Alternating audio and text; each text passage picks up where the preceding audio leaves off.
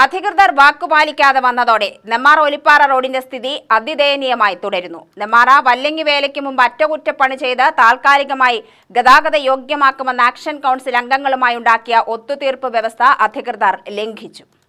കരാർ നൽകി 2 വർഷമായിട്ടും നെന്മാറ ഒലിപ്പാറ റോഡ് പണി പാതിവഴിയിൽ സ്തംഭിച്ചതോടെ ഉയർന്ന ജനരോഷം കണക്കിലെടുത്ത താൽക്കാലികമായി അറ്റകുറ്റപ്പണി ആരംഭിച്ചെങ്കിലും പണി എങ്ങുമെത്തിയില്ല. റോഡ് പണിയുടെ പുരോഗതി വിലയിരുത്താൻ കഴിഞ്ഞ ദിവസം കോഴിക്കോട് സൂപ്രണ്ടിംഗ് എഞ്ചിനീയർ രാജേഷ് ചന്ദ്രനും സംഘവും എത്തിയപ്പോൾ ആക്ഷൻ കമ്മിറ്റി ഭാരവാഹികൾ പരാതിയും ആശങ്കയും അറിയിച്ചു. അടിയന്തരമായി നവീകരണം പുനരാരംഭിക്കാൻ മുന്നോട്ടു വരുന്നില്ലെങ്കിൽ കരാർ ഉടമയെ മാറ്റി ബദൽ സംവിധാനം കാണണമെന്ന് സൂപ്രണ്ടിംഗ് എഞ്ചിനീയറോട് ആവശ്യപ്പെട്ടു. റോഡ് പണിയുമായി ബന്ധപ്പെട്ട കളക്ടറേറ്റിൽ നടക്കുന്ന ഉദ്യോഗസ്ഥരുടെ യോഗത്തിൽ കരാർ ഉടമയോ പ്രതിനിധിയോ നിർബന്ധമായും പങ്കെടുക്കണമെന്നും പുരോഗതി റിപ്പോർട്ട് കൊണ്ടുവരണമെന്നും എഞ്ചിനീയർ ആവശ്യപ്പെട്ടിട്ടുണ്ട്. കേന്ദ്ര സർക്കാർ സെൻട്രൽ റോഡ് ഇൻഫ്രാസ്ട്രക്ചർ ഫണ്ടിൽ ഉൾപ്പെടുത്തിയാണ് 16.5 കോടി രൂപയുടെ നവീകരണം. ബസ്സുകൾ ഉൾപ്പെടെ ദിവസവും 100 കണക്കിന് വാഹനങ്ങൾ കടന്നുപോകുന്ന പ്രധാന പാതയാണിത്. പാലക്കാട്ടുകാരെ മോശമാക്കിക്കൊണ്ടുള്ളതാണ് ഇപ്പോഴത്തെ മറ്റ് പലയിടത്തും വന്നിട്ടുള്ള കോൺട്രാക്ടർമാർ നമ്മളിവിടെ ഒന്നും ചെയ്യില്ല എന്നുള്ളൊരു ധാരണയാണ്. ആ ധാരണ വേണ്ട, ആ ധാരണ ശരിയല്ല. അത് മറ്റേതെങ്കിലും ജില്ലയിലാണെങ്കിൽ ഇപ്പോൾ നല്ല സ്ഥിതി എന്നുള്ളത് ഞങ്ങൾക്കറിയാം, അറിയാഞ്ഞിട്ടില്ല.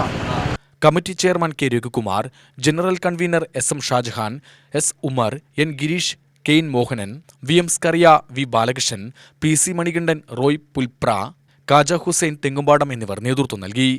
നെന്മാറ ഭാഗം തൊട്ട് കണിമംഗലം തൊട്ടിട്ട് ഇങ്ങോട്ട് വർക്ക് തുടങ്ങാനുള്ള സംവിധാനം നാളെ അവരുടെ പ്രതിനിധിയായിട്ട് സംസാരിച്ച് അവരിൽ നിന്ന് കിട്ടുന്ന ഉറപ്പനുസരിച്ച് നമുക്ക് വിവരം തരാം എന്നാണ് ഇപ്പോൾ ഇവിടെ വന്നു പോയിട്ടുള്ള സൂപ്രണ്ടിംഗ് എഞ്ചിനീയർ ശ്രീ രാജേഷ് ചന്ദ്രൻ എന്ന് പറയുന്ന അദ്ദേഹം ഇവിടെ ജനങ്ങളുടെ മുന്നിൽ വ്യക്തമാക്കി പോയത്.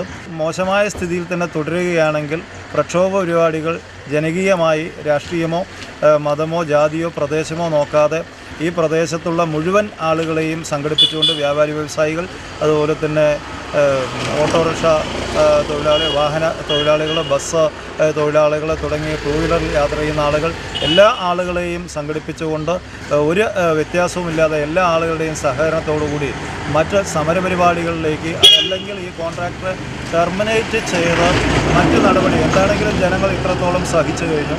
ഇനി ഇതിൽ കൂടുതൽ സഹിക്കാനില്ല എന്നുള്ളൊരു അവസ്ഥയുണ്ട്. UTV news, Palakkad.